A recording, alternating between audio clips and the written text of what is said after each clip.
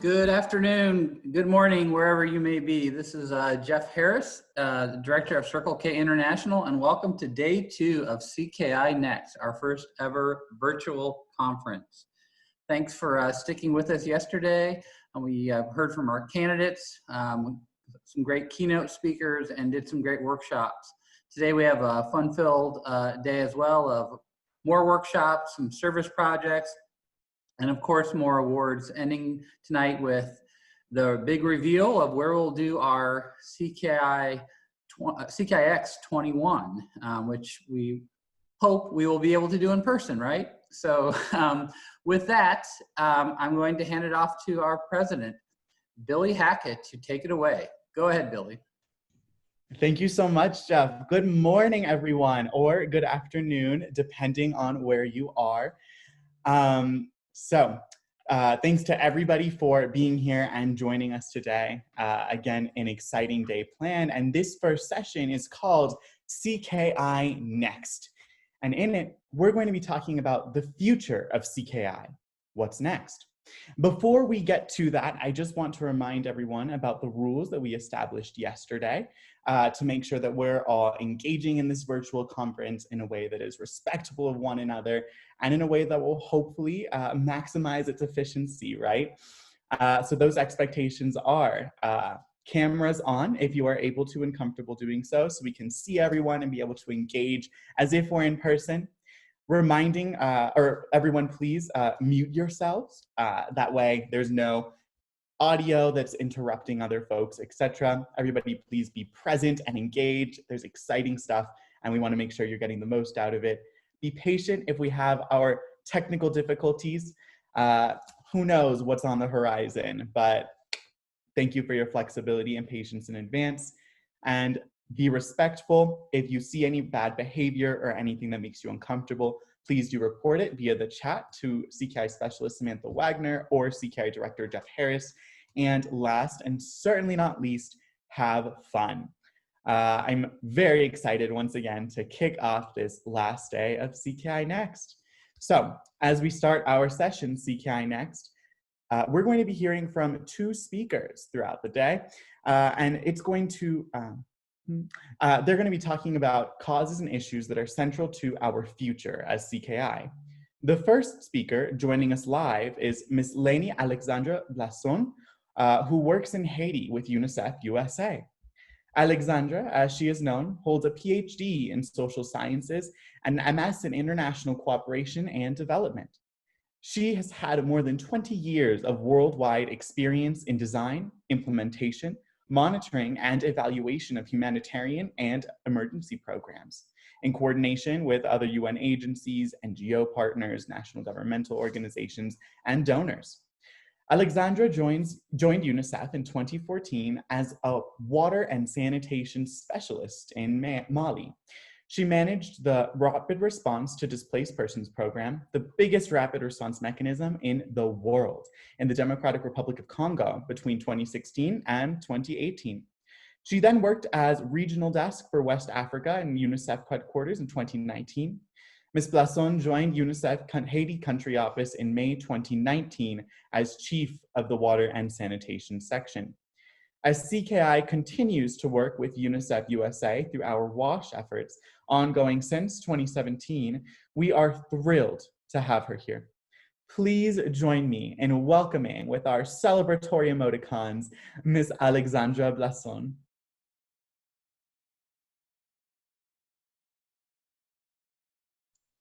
Thank you, Billy. Thank you, all of you. You let me know when I can start presentation. Take it away. Thank you. Can you hear me? It seems that yes, huh? So guys, very nice to meet you. I'm so excited to be here. I'm so nervous actually. I feel like it's the first time speaking in public. Of course, it would be better if we could meet in Las Vegas face to face, but anyway, we are here. Oh, yeah. Okay, so if you allow me, I will share a presentation with you. It's okay? Okay, so I prepared some slides so I can present the figures, I can share information with you. I think it's better like this. And thank you, Billy, for your introduction. It's very nice to me. Thank you. Okay, let me share the screen.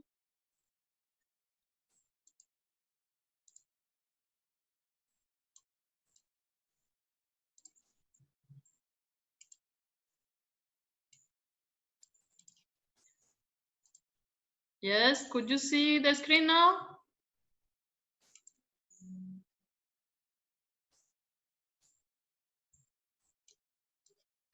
Yes, we can. Yes, you can. Okay, okay, great. That's great. So this is our slogan, wash every child live in a safe and clean environment. This is what we are looking for in UNICEF. The first of all is just a bit introduction of myself, but I think Billy did very well. So I have a long story in the humanitarian sector. Before UNICEF, I worked with the European Commission and with a lot of NGOs. I joined UNICEF in 2014 in this Washington School program that is a beautiful, beautiful one. We cover like a 30% of school in Mali. Mali is an amazing, beautiful country. You can see here some of the very beautiful image in Mali. It's a poor country, unfortunately. There is a big situation, a very dire situation in school with water and sanitation, water scarcity. And this program was my first one in UNICEF. Before that, I worked as a consultant, but as UNICEF staff was the first one. It was a beautiful, beautiful experience for 2 years. It's a program very based on durability and how we can do to what we do in the school.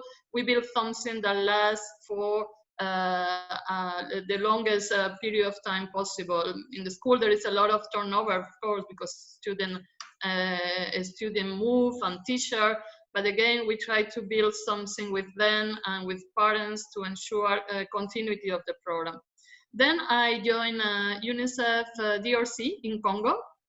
I work with this, as you say, Billy, is the longest, the biggest response mechanism to population in movement, to IDPs, is internal displaced persons.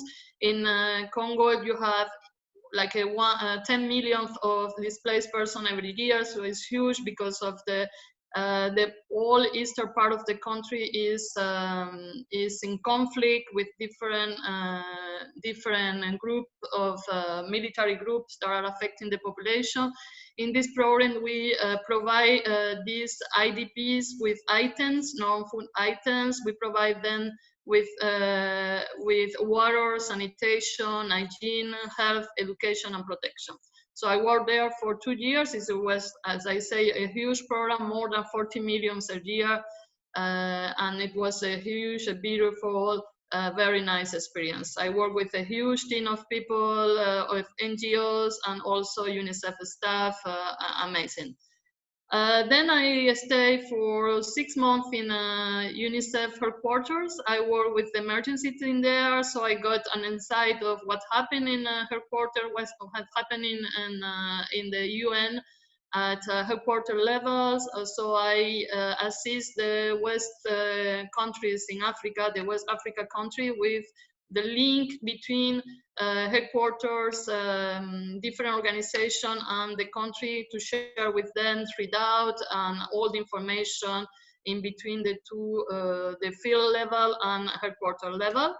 And then I joined UNICEF in Haiti in 2019, so it's now 1 year actually. And now I'm acting as Chief of WASH, yes, thank you, Chief of WASH, Water and Sanitation and Hygiene with our team. So I have an amazing team of 9 staff, and there are 2 more are joining in September.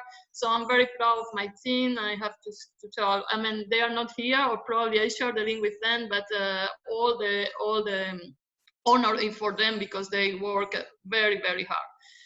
So let me now tell you something about Haiti. Maybe you know better than me, Haiti is one of the poorest countries in the world. It has been a long history of the first country independent in Latin America, as you know. But at the same time, it's a long history of conflict between the different independent leaders, then dictatorship and corruption, and it's a very sad story in terms of the history of the country. So that leads to these figures that you can see in the presentation: 23% of people in extreme poverty. I won't read all the figures that are there. You can see that. But at the same time, I have to say that it's a very, very beautiful country. It's full of color, full of music, of tradition, of poetry. For the first time, I think since long time, I attend to a poet festival in Haiti. So it's amazing. It's really amazing. And children are thriving. They are thriving. They are living. They are playing as every child in the world. So I'm not presenting now, but you have a Facebook, the UNICEF Facebook, where you can find different products, communication products about children in Haiti. And this special one is a song that has been recorded by a very famous Haitian singer that has recorded a song about children in Haiti. So the link is there, and I invite you to watch the clip whenever you can. So that's a bit of the main figures about children in Haiti. And now I move to what is the situation in water and sanitation. There has been a small improvement in the last, let's say, 10 years, in 2006 and 2016 and 17, with the national survey was conducted. There is another survey to be conducted this year. But still, you can see that 1 out of 4 people doesn't have access to water, to drinkable water. There is still a lot of people with practicing open defecation. Is 26 at national level, with around 36 in rural settings. This is because there is only 31% of households that have improved toilets. Most of the household doesn't have toilets, either at rural or urban areas. And there is also very lacking capacity to wash hands, because only 25% of households have hand washing facility with soap and water. It's not because they don't want, it's because they cannot afford to have water to wash their hands. I mean, the people spend like at least 6 kilometers and a lot of time during the day to fetch water. So it's not easy to take this water to wash the hands. So this is a bit of what is the picture of Haiti in terms of water and sanitation. I'm not talking about solid waste management that is really awful in the country. There is a lot of waste on the streets, and this is a big effort to be done on this side as well. What we are doing in UNICEF. So this is what our goal, as I say, is accelerating water and sanitation for all. So we work with our means, of course, in water access. We support the National Directorate for Water, Sanitation and Hygiene in building, rehabilitating water system or water points, mainly on rural level, because our capacity doesn't allow UNICEF to work our urban setting that is more expensive. There are World Bank and Inter-American Development Bank that are working more at urban settings. We work basically in rural areas. There is some figures there that what we have accomplished in the last 3 years, actually, because the new country program, as you know, UNICEF has a country program for 5 years, and this one is starting in 2017. So far we have covered 90,000 new people with water access. We work in a program that is called Community Total Sanitation Approach, that actually we encourage communities to build their own latrines. So it's basically awareness, sensitization to communities to build their own latrines so that they can be maintained, and they are built with local materials. So far we have achieved 133 communities that are open defecation free. ODF is open defecation free. And that's mean 103,000 people with new toilets. And we also work, and this is a big part of our work, in schools and health centers. So in these 2 years, we have done 124 schools with the complete wash package. So it's mean water, rehabilitating or building latrines, and most of all, training and assisting the school in how to put in place what I call an hygiene routine.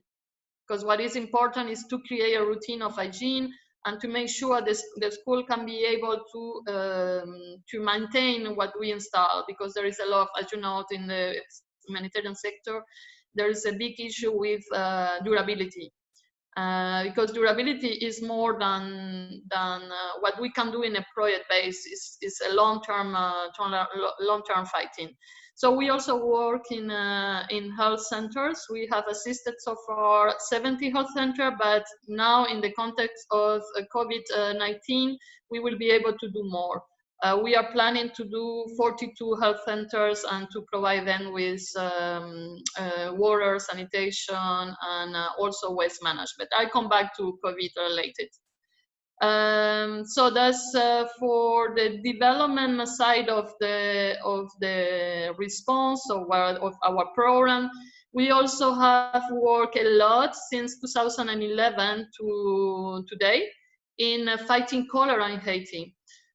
So cholera had a very, very high incidence in Haiti, like 5 people out of 1,000 had cholera, mainly in the centers department. Our Artibonite department is all the center of the island. And this is because there is a river that was contaminated, and people fetch water in the river got contaminated as well. So this has been a big achievement for UNICEF Haiti, and we're very, very proud of that. So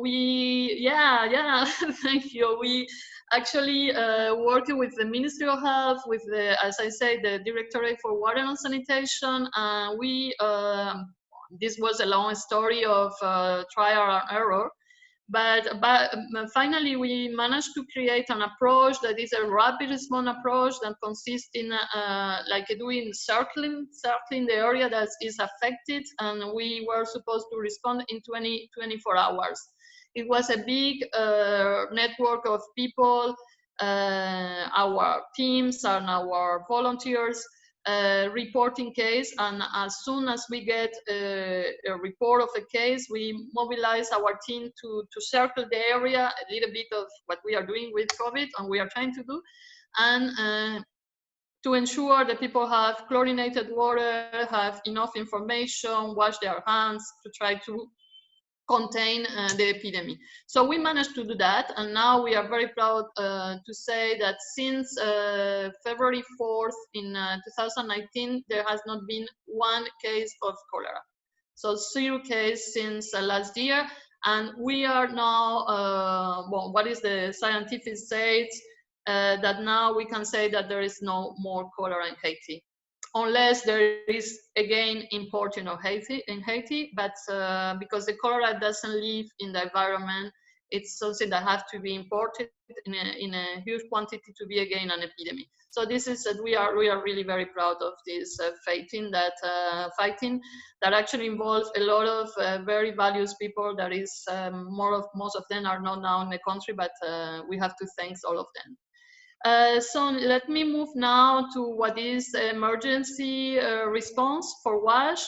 So Haiti is a country that is prone to many emergency because, as you know, because we are neighbors, so we are both prone to climatic situation like a hurricane, drought, flood, and apart from that, also Haiti has been hit by earthquake. Everyone knows the huge earthquake in 2010, and then malnutrition and epidemics. So we have part of the team that is focused on response to disasters. And we spend part of the year on preparing to disaster. So we work with municipalities and more affected municipalities to do contingency plans, to do a stock, to provide them with a stock that are be able to respond quickly. We upgrade also temporary shelters in case people need to be sheltered after an event can be a hurricane or earthquake or whatever event. Also, we improve water points to protect that then against disaster. So this is part of our work, and you can see in this map the latest response that we have done since 2016. So we respond to Matthew hurricane, we respond to drought, we respond to social crisis. So this is a huge humanitarian operation that we have conducted in the last, let's say, 4 years. So you have the different colors that refer to the different kind of response in the last 4 years. Okay, so now the latest one is the COVID-19 epidemic or pandemic. So that has affected, of course, Haiti, all the country in the world. So far, we have more than 6,000 reported cases, confirmed cases, but we expect that there are many, many more cases because the country have not been able to test the level of other countries. So I think it has been done only like a 10,000 or something like this. I don't have the figure here. So the figures is high, and the reported deaths are 155 deaths. But this is what is reported. We are sure there is a lot of community deaths that are not reported because people are fear going to the health centers to look for care. So we can expect more than that. So now we are observing what is the peak of, apparently the peak of the epidemic was in April, May. Now we are observing a reduction of reported case, but again, we are observing what's happened and see the country has now opened the borders, airports, and is going back to normal. But let's see what happened in the coming weeks. So UNICEF have mobilized all his team, the whole country office has mobilized to this response, and we have done we have worked in different components of the response. One of them is the community mobilization and hand washing campaign. We have been in the country have 125 municipalities. We have worked so far in 91 municipalities. Doing community mobilization, working, talking with people basically, because what we know that is more useful is when we can engage a dialogue with people and explain to the others, most of the time uneducated people, so engage a dialogue with them and explain what is COVID and how to prevent. So far in this, let's say face-to-face or proximity communication, we have been able to discuss with 2.6 million people. In social media or traditional media, we have, of course, covered a longest figures, but this is what we do, let's say proximity communication. So we have engaged 11,000 community leaders. Nearly 30 million people reached on social media and traditional media, and 3,500 one hand washing station installed in public space. So this is a bit of what we have done in COVID-19 response. We have also working with health center to provide them, as I said before, with water and sanitation. Our target is 42, because this is what the government has decided at COVID-19 health care facility for COVID. So we are also providing the Ministry of Health with some oxygen and oxygen concentrators. We have also worked with prisons, children's home, to assist them with some items, hygiene and disinfection items. So this is what we have done so far, but the big operation is the back to school, because the school will be open in August 10 and 17 for the different grades. So now it's, for us, our concern is how kids will be back to school, will receive appropriate information, and will be able to at least wash their hands and maintain a kind of physical distance. So this is some influencers that we have mobilized for COVID-19 response. And this time I want to share with you a song. There is a very nice one. So let me see if I can manage. If I cannot manage, the link is there. But let me see if I can manage to switch my screen share. Ay, baguette. Et nos amis mieux que pas ça. Est-ce qu'on entendait parler de Corona? Yo dis son virus qui pas joué, ouais. C'est maintenant qui vous veillez quoi, ouais. Faut laver, mais de temps en temps. Pas bailler l'homme, pas prendre l'homme. Big up, bobo, faut des standing en bras. D'après ça, yo dit, il fait un pile de gars. Corona, il a fait un pile de gars. C'est mettre quoi qui veille, quoi, genre. Laver, mais on amis de temps en temps. Corona, il a fait un pile de gars. C'est mettre quoi qui veille, quoi, genre. Laver, mais on amis de temps en temps. Si vous sentez quelque chose, amis, pas perdre du temps. Prenez un téléphone, il est dans l'hôpital. Pas cracher en l'air, pas cracher à terre. Puis qu'on panique, sous pas comme qui ça vous fait. Que les autorités, y a pas tout qui ça vous fait. Si vous sentez ou à trembler ou à pousser, pas qu'à respirer ou l'étouffer. Sans mi pas fait tête dit, faut qu'on tende tout ça yo dit. Sans mi pas fait tête dit, faut qu'on tende tout ça yo dit. Corona, il a fait un pile de gars. C'est mettre quoi qui veille, quand genre, laver mon amis de temps en temps. Corona, il a fait un pile de gars. C'est mettre quoi qui veille, quand genre, laver mon amis de temps en temps. Solidarité, solidarité, amis, solidarité. Ouais, yeah, yeah, yeah. Solidarité, solidarité, amis, solidarité. Ouais, yeah, yeah. Corona, il a fait un pile de gars. C'est mettre quoi qui veille, quand genre, laver mon amis de temps en temps.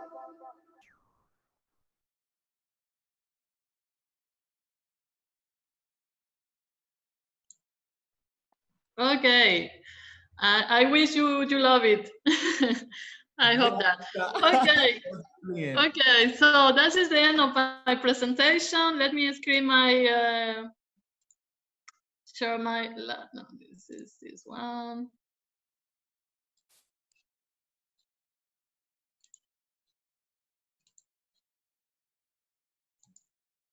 Okay, so I'm done now.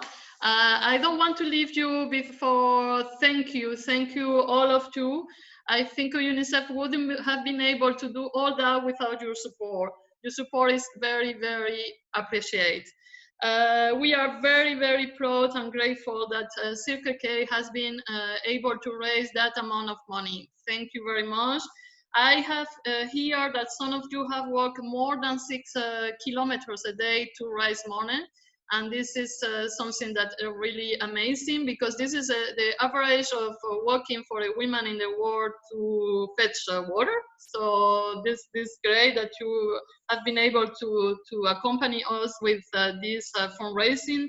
I want to give a special thank you to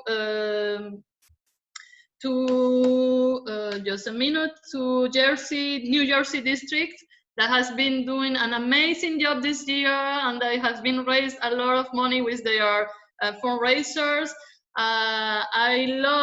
We love at UNICEF that you care about Haitian children, and we hope that in the coming year you will continue doing that work.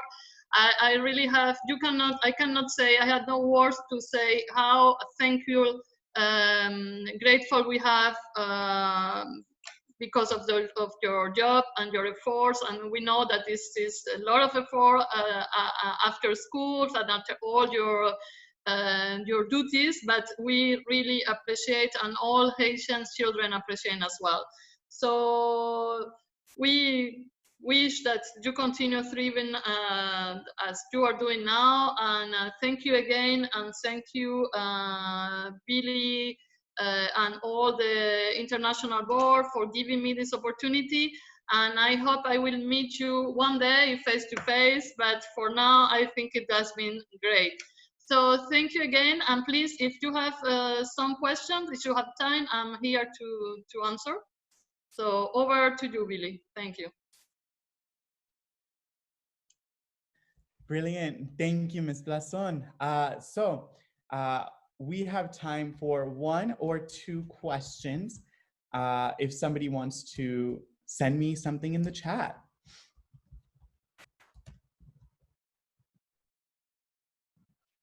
Okay, brilliant. We have a question. It might be the only one due to time constraints, but it's about you and your experiences. What has been the most impactful memory that you've had working with UNICEF and with WASH? Wow, it's difficult to pick one, but I think my more rewarding memories in WASH is working with schools and children in the school and students, because they are, I mean, there is, working with them, we have the opportunity to change a whole generation. So I think, let me pick one in Mali, if you don't mind.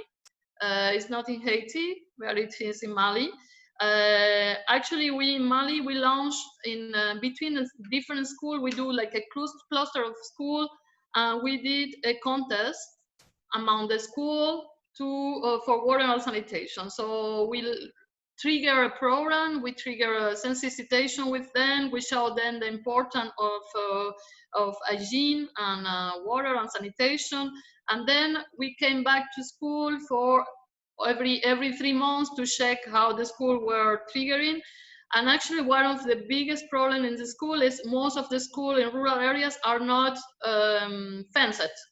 So if they are not fenced, there is no fence in the school, everyone in the community can pass and use the latrines and all that. So 3 months later, when I come back to school, with own means, they had fenced the whole school, and they had plant flowers and put garbage bins, and the school was super very clean, and all that with their own means, because at that moment we were not started yet what we do in the school, the construction and all that. So all that has been done with children and parents. And then when I arrived in the school, they were all waiting for UNICEF, because they knew that we were arriving, and they were singing and laughing and welcoming us, and the school was in a very nice condition.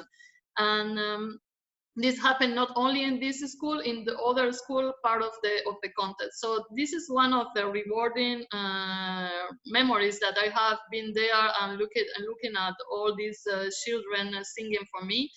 And they even put in place an internal competition between the classroom, which classroom was the best in terms of hygiene and cleanliness. So it was really amazing, and I have that in my memories. I will always remember. There is a lot of stories like this. So you surprised me with this question, but I think it's one of the examples. Over. That was brilliant. Thank you for sharing that, for that experience, and for all the impactful work that you're doing. That's the only time that we have for a question, but we really appreciate you being here, for sharing your stories, experiences with UNICEF, the work that we're doing, and giving us a little bit more insight about how CKI is making an impact. Thank you. Thank you, and have a super nice conference. I think it's today and tomorrow, or what, I don't know, but have a very nice and fruitful conference, all of you. Very nice to meet you, every one of you. Bye. I will disconnect now. If you want to, thank you. Thank you very much. Thank you. Bye. Brilliant. So as we move on, my first role at the international level of CKI was actually on the service committee as our first WASH ambassador. No one had heard about WASH yet beyond one announcement at CKIX in San Antonio, but I was drawn to the project as soon as I heard about it and saw it unveiled. And since then, it's been really astonishing and exhilarating to see all of our members and clubs and districts not only familiar with WASH, but engaging with it at record levels as my term ends. I'm very proud of all of you and the ways that you're engaging with WASH, and I'm so excited for us to reach our ultimate goal of raising $240,000 US by 2022. We're almost there, and we're going to get there. It's really important to just center ourselves around the reality that WASH is not about quote unquote helping Haiti, right? Or helping Haitians. It's about solidarity. And that's something that we heard in that hand washing song, the song about coronavirus. It's about supporting people in Haiti, right? And specifically employees at UNICEF USA as they work with the government and they work with directly impacted people to address the roots of the issues that people in Haiti are facing. This intentional commitment, not applying bandages to complex issues, but to what I call sustainable service, is what first made me fall in love with WASH. Embracing this kind of sustainable service will, in fact, be the key to a Circle K International, which is not only increasingly relevant on college campuses, but an organization which creates an increased measurable impact through our projects and community engagement. So keep that in mind. We're going to revisit it in just a moment. And that's the perfect segue. The CKI Board Service Committee and immediate past governor class have worked to introduce a new way of mobilizing our members to achieve a common goal this year. And I am excited to introduce and announce CKI's service initiatives. If you give me one moment, I will pull up a session for us. Brilliant. Can y'all see my screen?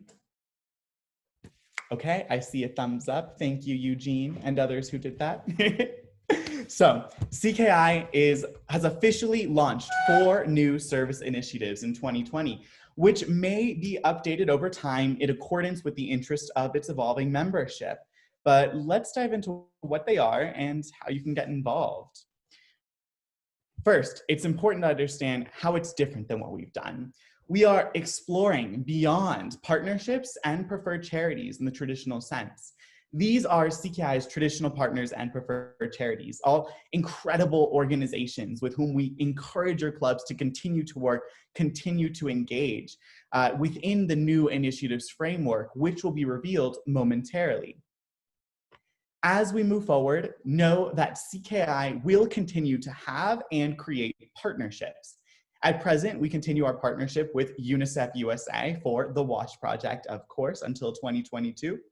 We're also excited to have a brand new partner rooted in sustainable development abroad called Global Brigades. And we have another new partner that you don't know about yet, and it's going to be announced later on in this presentation. So get ready, y'all. In the meantime, what are these service initiatives that I keep talking about?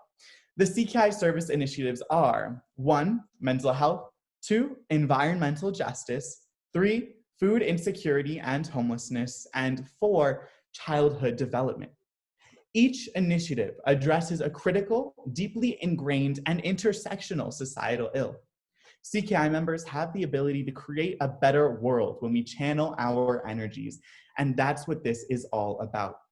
The initiative structure is designed to allow for flexible and accessible engagement wherever you are. There are no specific organizations that CKI expects you to engage with in order to be in accordance with these initiatives. All you need is a project idea. And so now we're going to take a more in-depth look into each of these initiatives, beginning with mental health. CKI members are committed to promoting self-care while spreading awareness about and breaking the stigma that surrounds mental health. Mental health can be thought of as a state of our emotional well-being. It affects every aspect of a person's life and every single CKI member in one way or another. It's important for us to think about the well-being of our members as well as other members at our school community. School, personal life, CKI, and other obligations can be overwhelming and stressful. Focusing on mental health creates a more positive environment and more productive environment when it comes to our service and the ways that we're able to engage with the world around us. You matter, and that's the key to mental health and what we're going to be doing moving forward. And with that, here is the new partner who's going to help us get there. Active Minds. Active Minds is the nation's premier nonprofit organization supporting mental health awareness and advocacy and education for students. They are a college chapter-based organization, just like CKI, with more than 550 student-based clubs across the US and Canada, and roughly 16,000 members each year.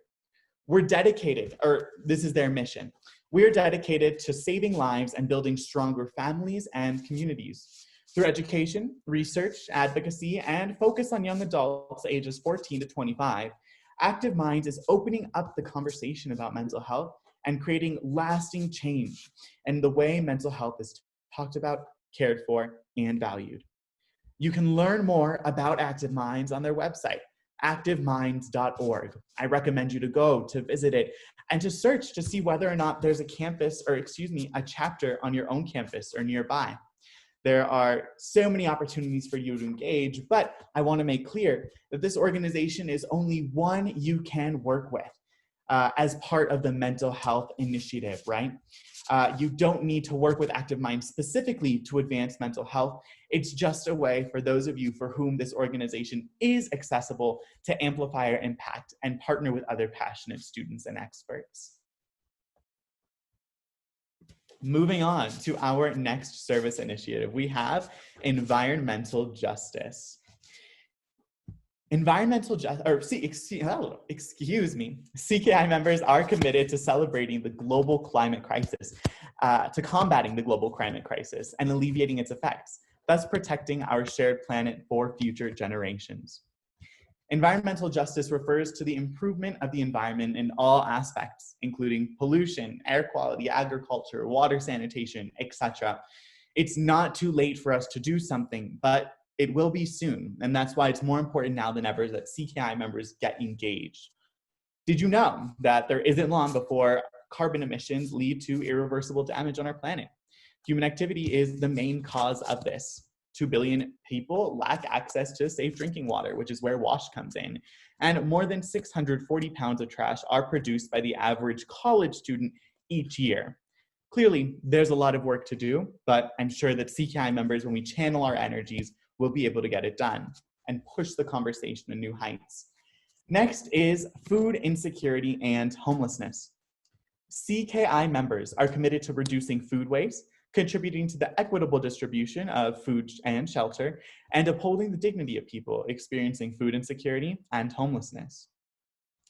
Food insecurity and homelessness is a broad initiative that can be fine-tuned to represent most community needs. This could include anything from hygiene needs to addiction, recovery, advocacy. We all contribute to perpetuating these issues in some way, but we can turn it around. Did you know that 1.6 billion people lack adequate housing around the world? Or 736 million people live on less than $2 each day. 1/3 of food produced for consumption is wasted each year. People who experience poverty and homelessness are regularly dehumanized and targeted by authorities. And the United Nations aims to eradicate hunger and poverty by 2030. We can engage with them in this goal and contribute in some small way as student leaders in our respective communities to, again, combat food insecurity and end homelessness. Next, and our final initiative, is childhood development. CKI members are committed to empowering children of all backgrounds to prepare them for life and become caring members of a global community. Childhood development is another broad topic that includes all aspects of developmental education, including motor, language, and communication, or social, emotional, and cognitive development. Motor development is the development of movement. Language and communication development is literacy, vocabulary, grammar, etc. Social emotional development can be thought of as expression, feeling, identification, peer relations, etc. And cognitive can be thought of as math skills, reading skills, science skills, etc. Did you know that ages 0 to 5 are the most important for brain development? 11.1% of live births are premature, which leads to complications. LGBTQ+ students are more likely to experience bullying. Cancer is the leading cause of death for children, and 17.1% of the world's population is illiterate. These are all the different kinds of ways that our clubs can engage, and we should be, because children are our future. And only to invest in them is to invest in a future that is more equitable, right? And a place where everyone can be and thrive. So what are the needs of your community? We've been talking about service initiatives and how embracing them is a way for CKI members to channel our collective energies to combat societal ills. And normally if we were in person, I'd ask this question, we'd get some feedback, and if we weren't running behind on time. But for now, I just encourage you to think about this question. What are the needs of your community? There is often a difference between serving your community based on the genuine needs of that community through solidarity and serving your community based only on the desires of your membership. So to that end, it's important to serve your community in the ways that have the most impact. As you move forward in your CKI journey, don't just count the service hours. To truly engage with your community, it's important to conduct a needs assessment. There's a tool at circlek.org called the CKI Community Analysis Tool, and it's designed to help you identify the most pressing issues or ills in your community. The tool walks you through setting up an interview with a local community leader or member, a great opportunity to expand your network and establish a partnership. For example, we are part of the Kiwanis family, a well-respected global civic organization. To that end, we can use that platform to reach out to our local mayors, right? And maybe not all of our mayors are as cool as Neil Giuliano, but those kinds of folks and doors open if we say, hey, we're CKI members, we are trying to make a difference in our community, and we want to learn more from your perspective. What are the most genuine community needs? Maybe the mayoral seat isn't the place to do that, but rather more community-centered groups like nonprofits or local activists, etc., who know more about the community and what the specific needs are of those sectors of the population that are most marginalized. The CKI Community Analysis Tool, after you set up that interview, ask those questions, then has prompts for you to engage in a debrief, to reflect on how your club can get involved in this issue and do it in a way that, again, is truly partnering with the community. Whenever you're thinking about getting involved and how to get involved, recognize that there are many types of service.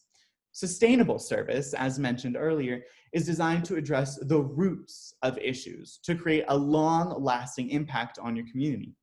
For example, instead of giving somebody a sandwich one time, which is akin to maybe placing a bandage on a deeper issue, although it's brilliant and important in that moment, you can partner with a shelter to establish a sustainable produce garden.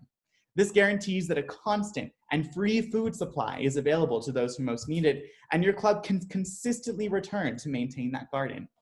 That is sustainable. It's rooted in the philosophy, give a person a fish and you feed them for a day. Teach a person to fish and you feed them for a lifetime. There's a tool on the CKI website called How to Maximize the Impact of Your Service, which really goes in depth about identifying the roots of issues and planning these sustainable service projects. You don't need to be a club president or service chair to make this happen in your own club. If you're a member here and you think this sounds brilliant and this is the direction that you want to see your club engage with more projects that are making that long-lasting impact, as any member, go to your club leadership, district leadership, and say, hey, I'd love to see us do more of this. Let's get this started. Let's work together. And together, again, we can do so much. Issue advocacy is a great and one way to generate sustainable systemic change. You can spread awareness, host teach-ins or town halls. You can even call your local representatives. There's a new guide at circlek.org/resources called Advocacy as the CKI Club, which walks you through ideas, the do's, the don'ts of navigating civic engagement as CKI, which is a nonprofit. Again, this is the direction in which we can move to have a greater impact. And as CKI members, we can, and we do make a difference. Us, college students. There are endless ways to make the world a better place. And we can really do that as we channel our energies and work together. So, as mentioned in that presentation, advocacy is an important manifestation of sustainable service. In addition to increased consciousness about the types of service we promote and our continued commitment to WASH for its sustainable impact, this year, we've made a real commitment to diversity and inclusion. Next up, we are going to be joined by Pacific Northwest Governor Shane Petrus and immediate past Alabama District Governor Zarian Morris, who will be speaking to Charlotte Hawthorne, Director of Global Diversity and Inclusion at Eli Lilly & Company, one of the world's largest companies. Moderated by Michelle Studi Campbell, who we heard from yesterday. Let's hear from them now.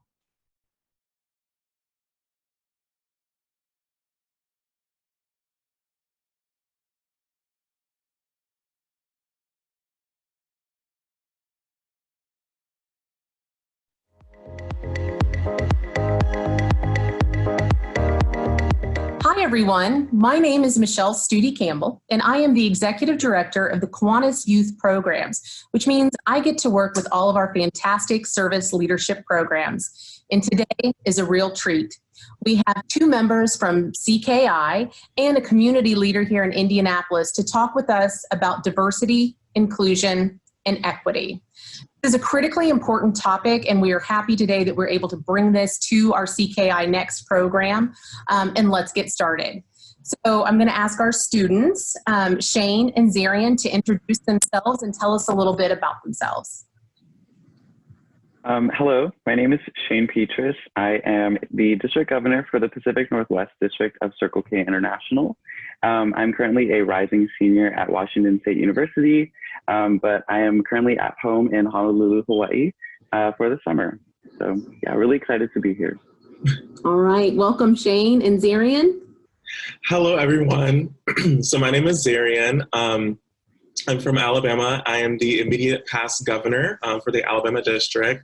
I currently attend the University of Alabama at Birmingham and have been a part of CKI for 4 years now. I'm a senior there, majoring in nursing, getting a double minor in Chinese and music. I'm super excited to be here. We're excited to have everyone. Okay, and we have a special guest with us. We have Charlotte Hawthorne. Ms. Hawthorne is a director in Lilly's Global Diversity and Inclusion Office. In this role, she is a diversity thought leader and advisor to Lilly's business areas. She works as a strategic partner helping business areas to develop strategies to deliver on Lilly's diversity and inclusion objectives. She also develops and drives external partnerships and community engagement.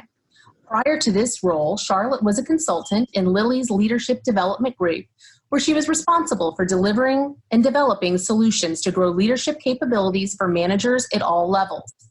She received her Bachelor's of Science in Industrial Engineering from Georgia Institute of Technology.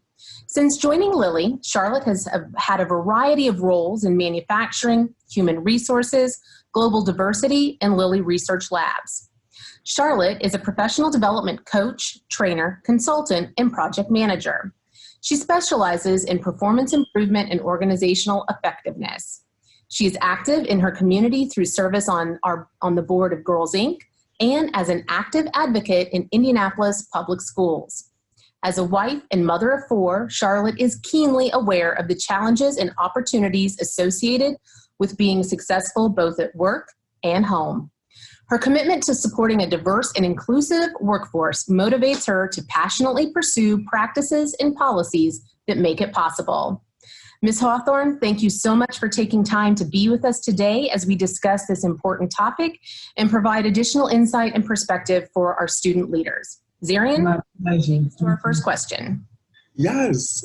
So I guess we wanted to kick things off with asking specifically, what is your definition of diversity, inclusion, and equity, and what can that look like for a global organization like ours?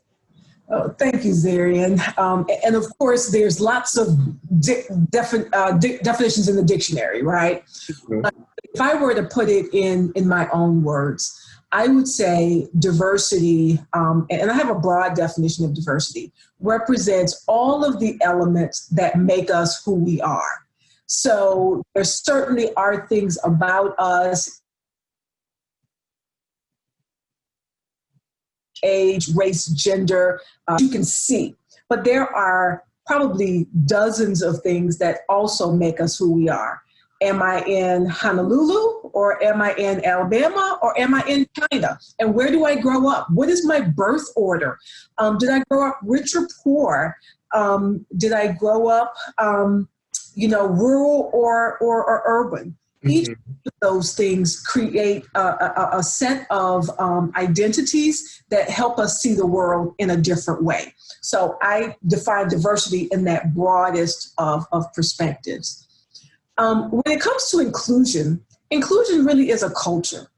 And it's a culture of how do I embrace that unique package that someone brings when they walk into the room. All of those things that not only make them who they are, but give them the ability to contribute in a unique way because they have a lens on life that nobody else in the room has. So inclusion is really embracing that in a way that helps people to know that they're welcomed and they're valued. So if I put the two together, I often talk about diversity is being invited to the party. So from a global perspective, we can bring in diversity, but we don't necessarily have to embrace it and include it. Now, inclusion is when we ask people to dance. So we want you to be a part of the party. We want you to contribute. We want to learn from you, and we want you to learn from us. Now, equity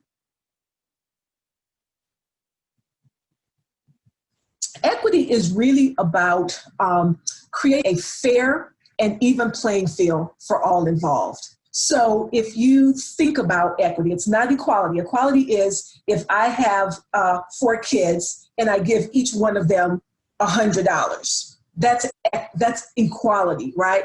But if I've got 4 kids and I've got an 8-year-old, an 18-year-old, a 28-year-old, and a 40-year-old, what they all need from me is different.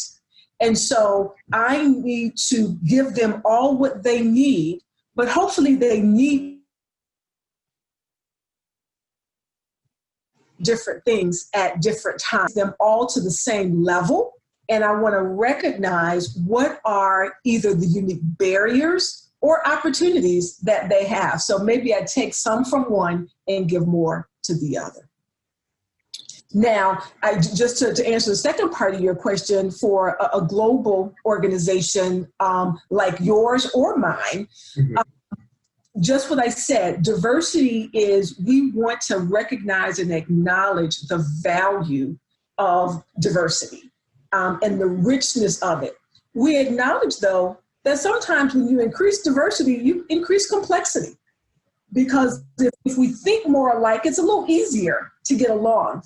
But to really get the value out of perhaps somebody who has a different perspective to get to the better decision, the better outcome, we maybe have to work through some of those differences. So that's diversity and inclusion within our organizations. And we also might want to think about what are some of the potential barriers to access to our organizations. If I've got a student who has worked their way through college, or maybe a first generation student, versus maybe somebody who's a third generation Harvard student.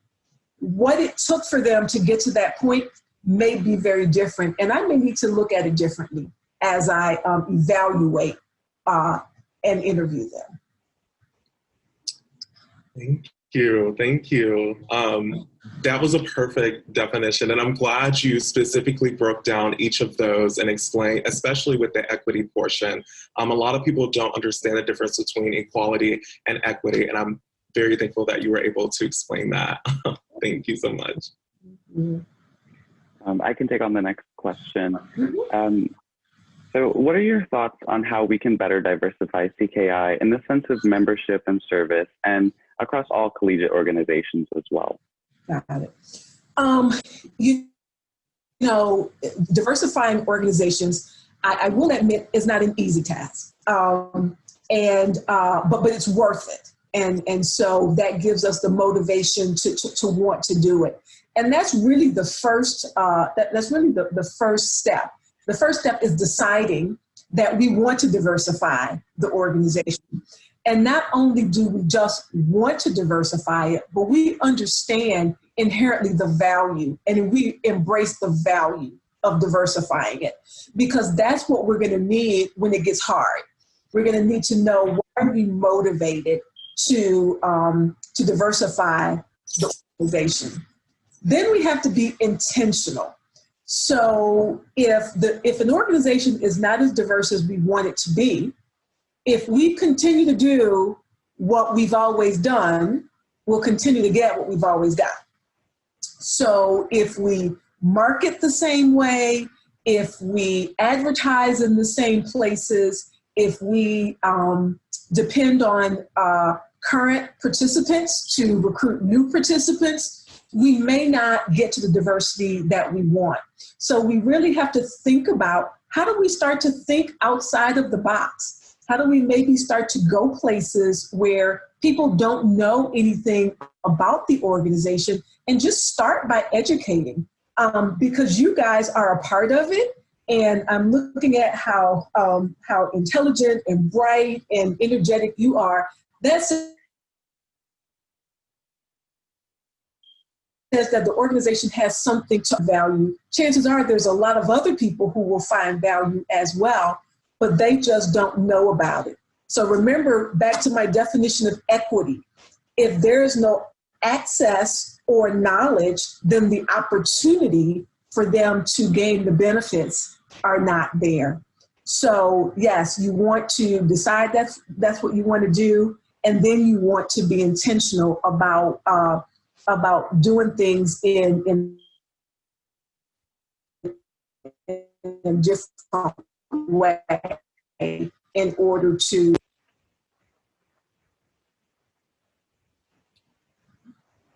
Thank you so much. Yeah, you were cutting out just a little bit. But did I cut off? I'm sorry. Just a little bit, yeah. But it's okay.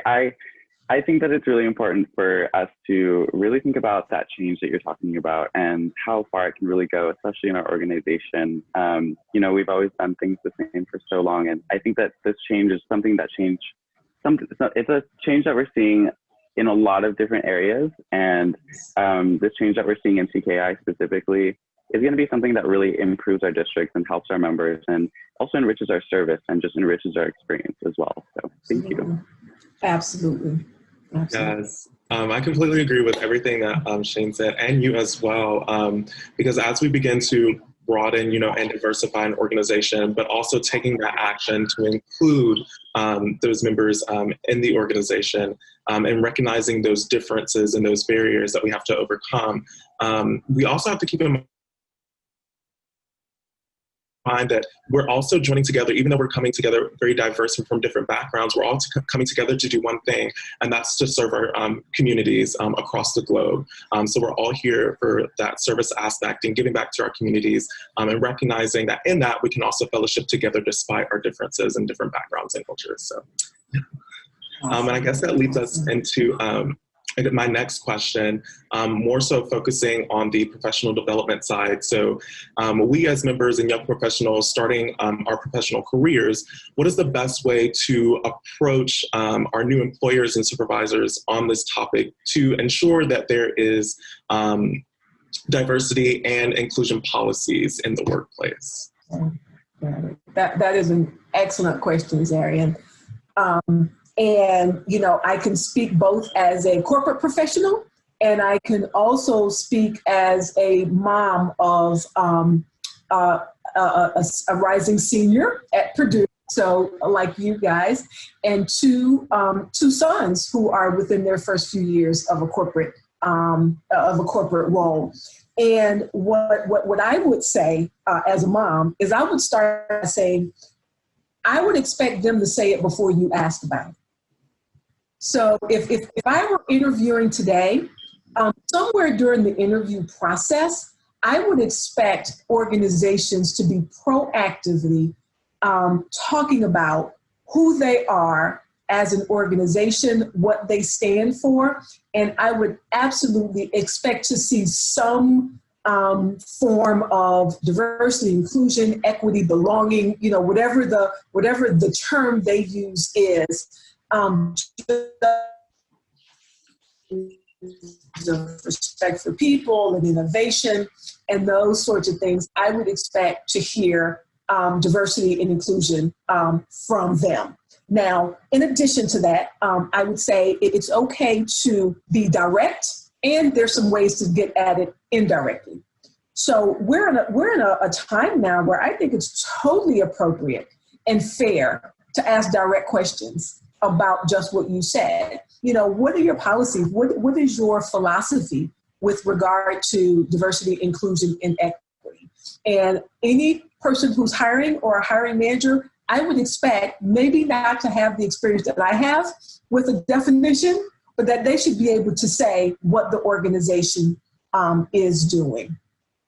If you're not as comfortable with being as direct with that kind of question, I think there's some indirect ways you can ask as well. And what you might want to think about is, can you describe what a long-term career at your organization might look like for me? And then you listen, and you listen to how they develop talent. Have they thought about what are some of the opportunities that you might be engaged in? And are you able to hear elements of how you might succeed? And do you see other people who look like you? So finally, I would always start with a company's website. I would start with their website. Most organizations have a diversity page. Often it's under either About Us or corporate social responsibility, or maybe their recruiting page.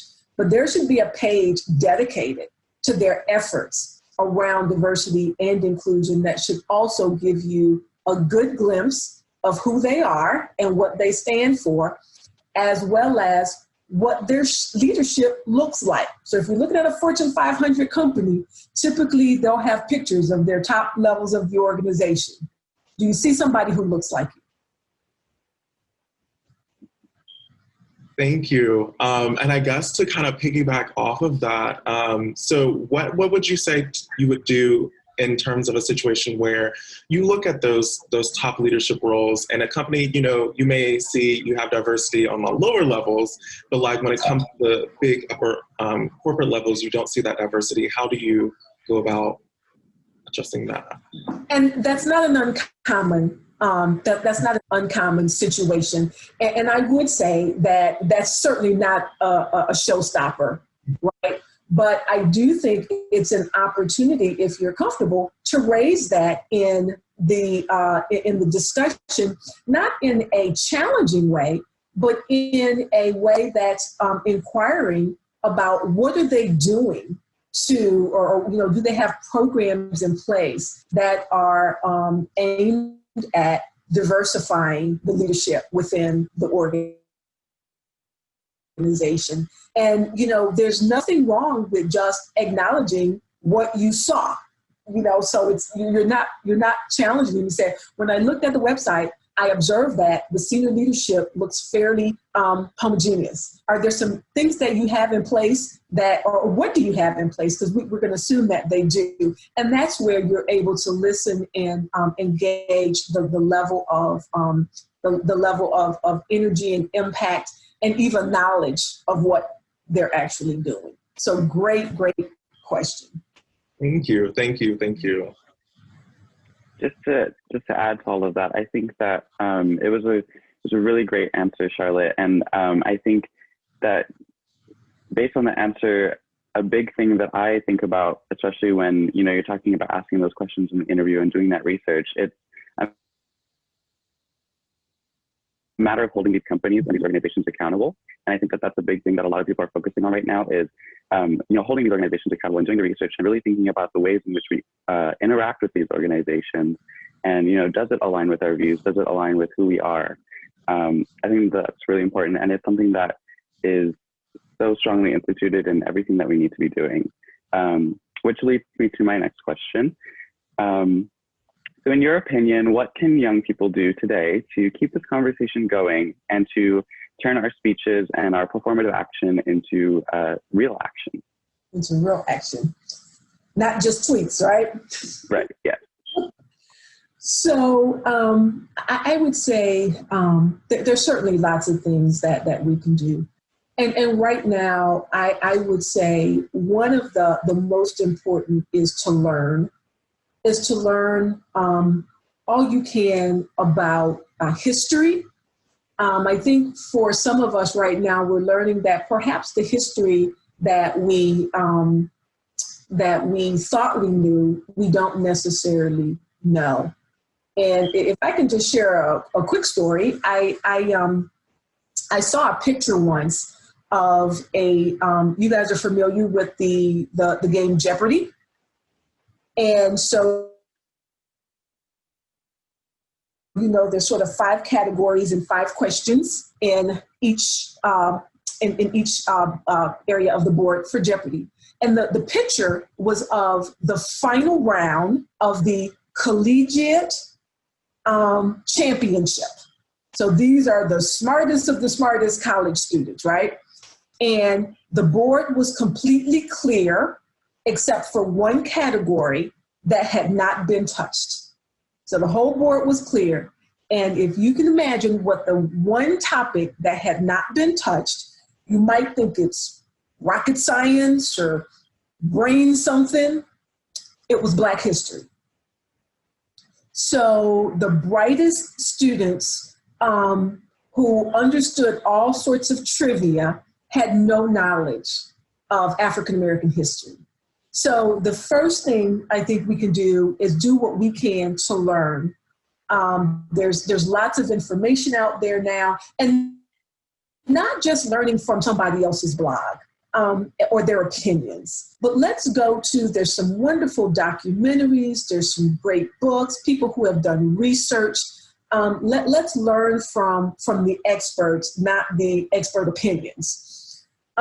Then to acknowledge the truth of what's there and not run from it or defend it. So let's hear, let's learn, let's be open, and then to do exactly what a lot of you are doing, and that is to advocate. I say vote with your feet.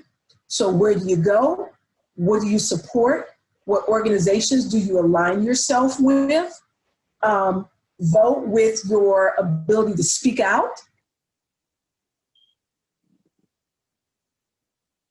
Challenge your friends, your neighbors, yourselves to continue to learn and grow. Vote with your dollars. Where do you spend your money? Where do you donate your money? And then vote with your ballots. Who do you support and what do you advocate and who do you align yourself with who actually support the kind of things that you want to support. So lots of opportunities there. Yes, I definitely think that that's so valuable.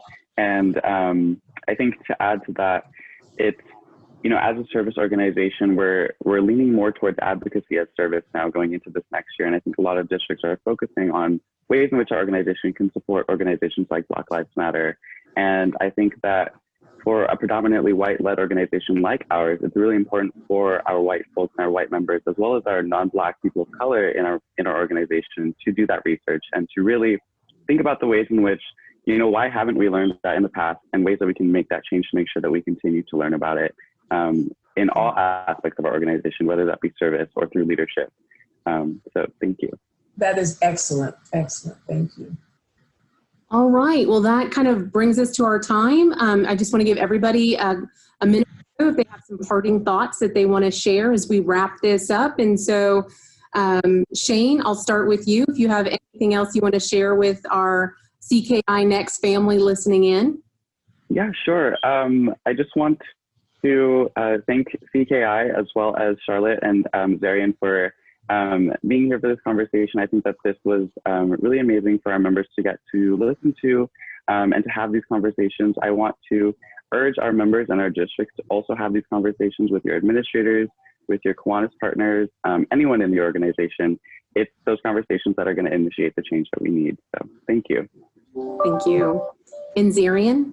Yes, I want to say thank you as well for Charlotte for being here, Shane and Michelle for putting this on for our CKI Next members, because these are topics that need to be discussed and addressed within the organization.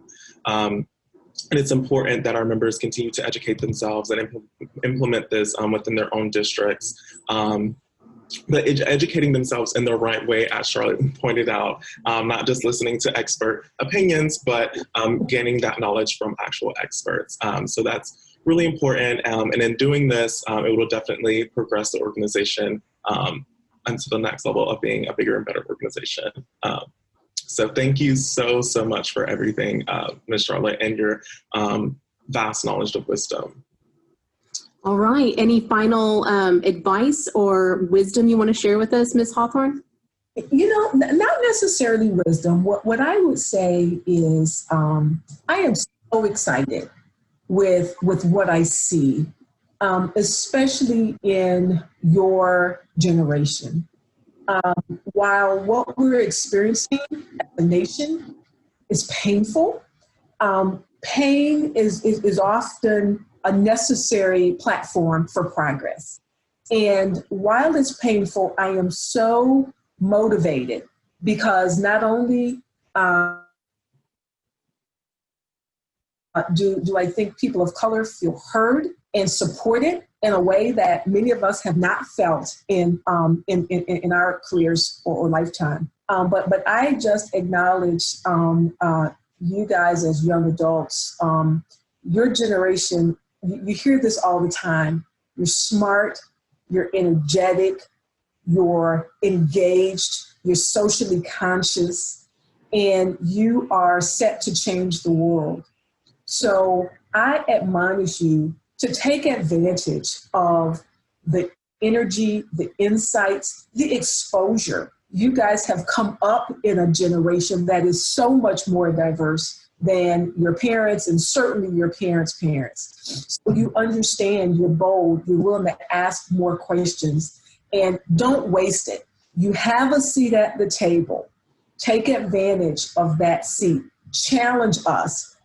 We're getting tired. Some of us are getting tired, so we're ready to pass the baton, and I feel extremely encouraged that I have people like yourselves, and I'm sure there's many, many more within your organization that are capable, willing, and able to take the baton. So congratulations, good luck next year. I look forward to seeing great things from you. All right. And on that note, I'm just going to say that this is our commitment at Kiwanis International to continue this conversation. This will not be a one and done. This is a beginning and an evolution as we continue with continuous improvement to have better intentionality around these issues and others.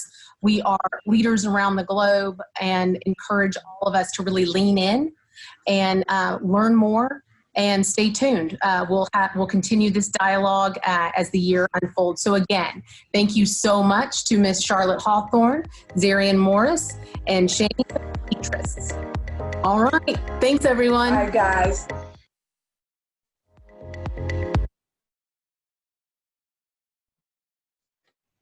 Brilliant. I'll say thank you again to Charlotte, to Shane, and to Zarian for engaging in that insightful, thought-provoking conversation. That's what's next for CKI, right? That's where we need to be, and that's where we need to go. So I really hope that y'all got something from that, felt something by that, and felt as though this is on your shoulders, because it is. We all have a role to play, every single member, not just officers in the role, because we're all leaders of our generation and this organization. We can do better, and we have to do better. So let's give some celebratory emoticons to the panelists for engaging in that awesome conversation. Thank y'all again. Thank y'all again. Just the beginning. But, you know, to that end, everything we've talked about so far in this session, starting with sustainable service, going into diversity, equity, inclusion, right? There are threads that connect all of them, and they're not as invisible as one might think. Placing sustainable service at the forefront of our minds as CKI members moves to a future which will serve to advance an equitable society too. And that's because identifying the needs of our communities will unfailingly bring us to populations who are most heavily impacted by injustice.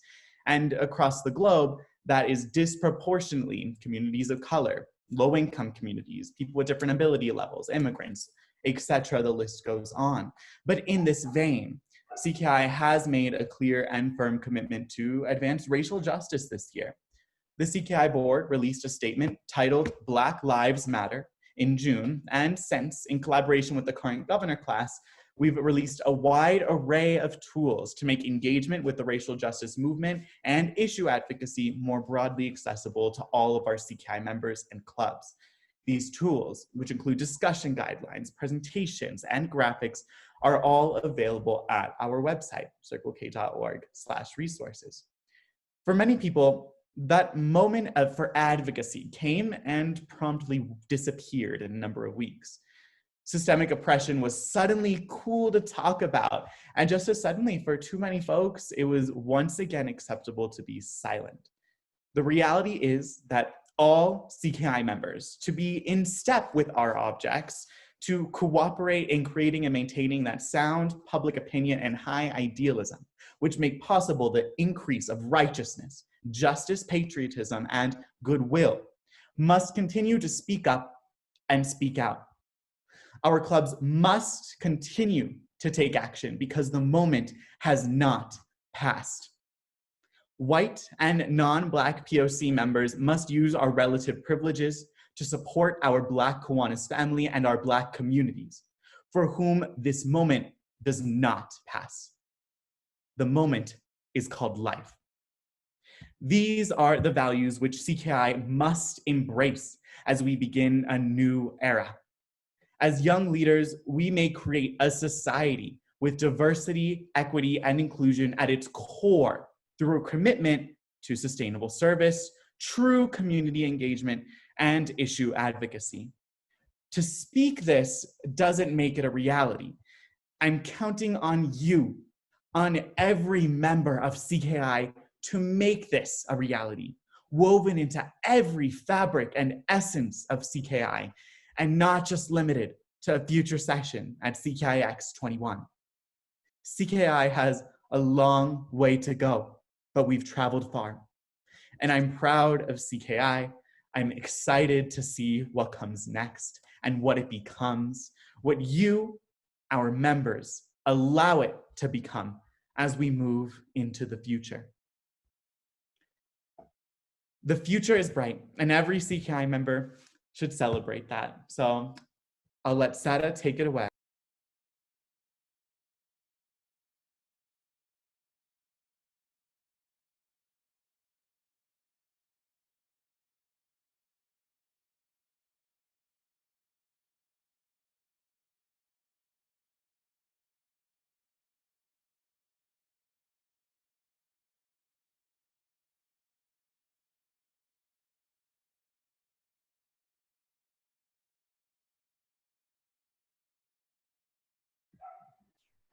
Awesome. Sorry, I couldn't unmute myself, but here we are. So like Billy was saying, the future is bright and every CKI member should celebrate that. This year saw the execution of a brand new and improved CKI week, all about embracing an identity as CKI members and spreading that pride and excitement to everyone we meet. I think it's time to announce the CKI Week 2020. Don't you guys think? Can I get a virtual drum roll? I don't know if you can hear this sound. So CKI Week 2020 will be from October 12th to the 17th. Here's the breakdown. So we are going to have, our first day is going to be a Monday. It's going to be Choose CKI. That's what it's called. And on that day, we're encouraging members to share their CKI story. How did they join? Why did they stay? And we're also asking clubs to set a time aside in their club meetings to practice their elevator pitch and how can each member recruit potential new members.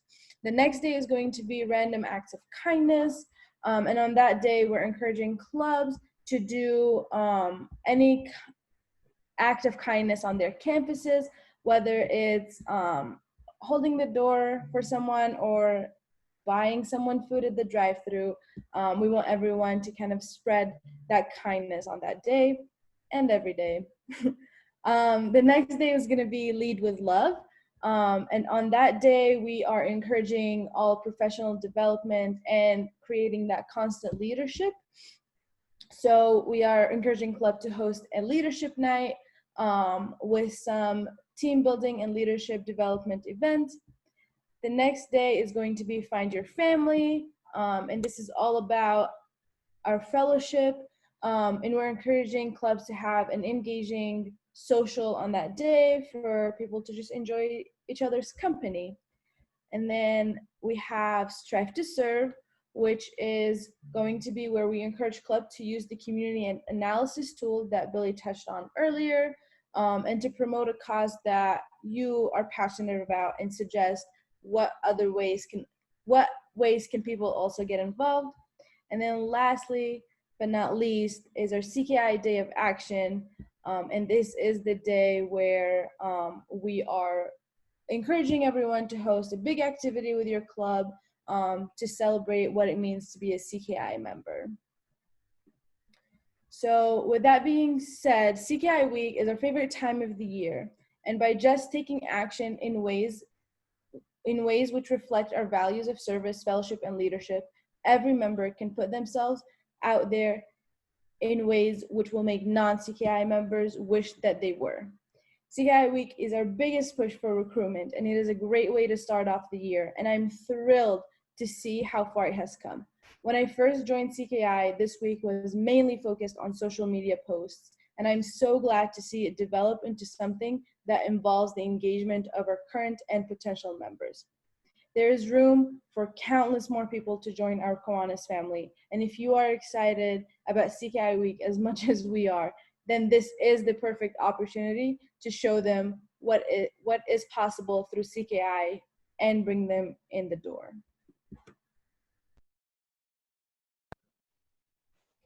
Thank you, Sada. Clearly, the opportunities available for CKI members have soared to new heights this year. At the first ever CKI President's Council last month, club presidents and vice presidents around the world were introduced to another new initiative, New Member Education, an orientation program for all new CKI members to understand from the club to international level what could be in store for them. But I'm getting ahead of myself. We've just have so much prepared about what's to come for CKI. But know that this orientation toolkit and all resources we've alluded to thus far today and will continue to are and will be available at our website, circlek.org. With that, if you want to be part of making this a reality, if you want to be part of creating those different tools, right, or trainings to engage our clubs, if you want to be part of the conversations about how we can create a CKI that is centered around diversity, equity, and inclusion, and one where our members are engaging in projects that are sustainable and addressing the roots of issues in their communities through genuine community partnerships, if you want to contribute to this vision, you can. As members in your own clubs, you do. There's another exciting opportunity to serve on an international committee.